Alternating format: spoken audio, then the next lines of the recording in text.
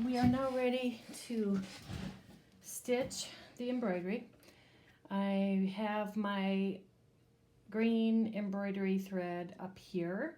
I also have a bobbin thread from, it's called the Bottom Line from Superior Threads, and this is a little bit lighter weight bobbin thread. It works well for embroideries. It's makes it real smooth, and it's completely different from a regular sewing thread. So I highly recommend that you use a bottom weight in the bobbin and then an embroidery thread in the top.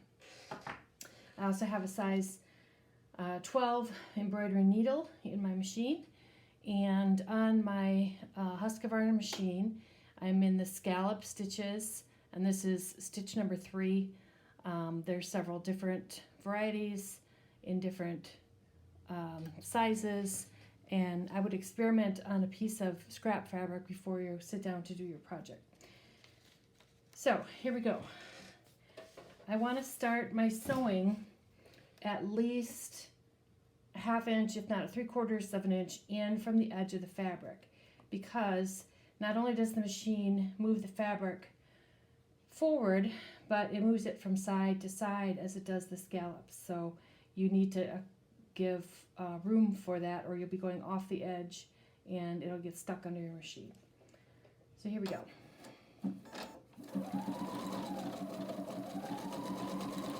Basically, you're just guiding the fabric along. The machine does all the work. When you get to the part where the thicker embroidery is, you might have to coax it a little bit to fit underneath the needle. Make sure you take any pins out before you get close to that area.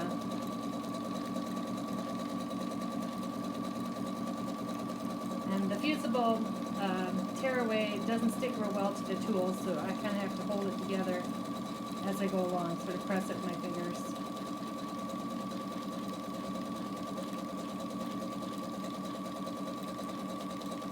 Obviously, the most difficult part will be to stitch through the thickest part of this embroidery.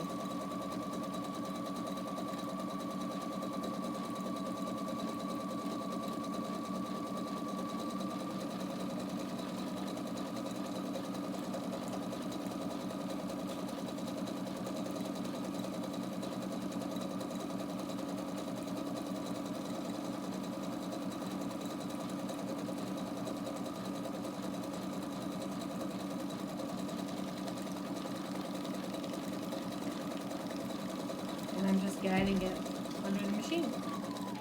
So that's it. I'll stitch the rest of the seam, and then I'll show you how we remove the backing. Okay, so here we are. You can see the satin stitch is finished. It's a pretty good match to what's here. So this one is a tiny bit narrower, and the color isn't perfect, but it's pretty close.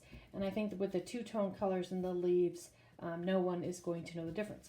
So now we have to remove the stabilizer from the back, and that you just pull on it and pulls right off like paper, all the way down the length of the piece. And we will also cut the tool close to the stitching. Now you want to be careful not to cut into the satin stitch, or your thread's going to unravel. If that happens, I would just use a little bit of fray check on it, and don't worry about it. There's so many stitches in this type of thing that it's not going to unravel a whole lot. Fray check does wonders, or even Elmer's glue if you don't have fray check. Nail polish, clear nail polish works. So I'm using my embroidery scissors, but I'm just cutting along the edge as close as possible without cutting the stitching. And really I should be going this way to make it so much easier. But that's all you have to do, and you're going to have to do that all the way down the length of the piece, and your edging is finished. I will have another tutorial on how to do the neck on this particular capelet. So thanks for watching. You can find more of my tutorials at chambrayblues.com.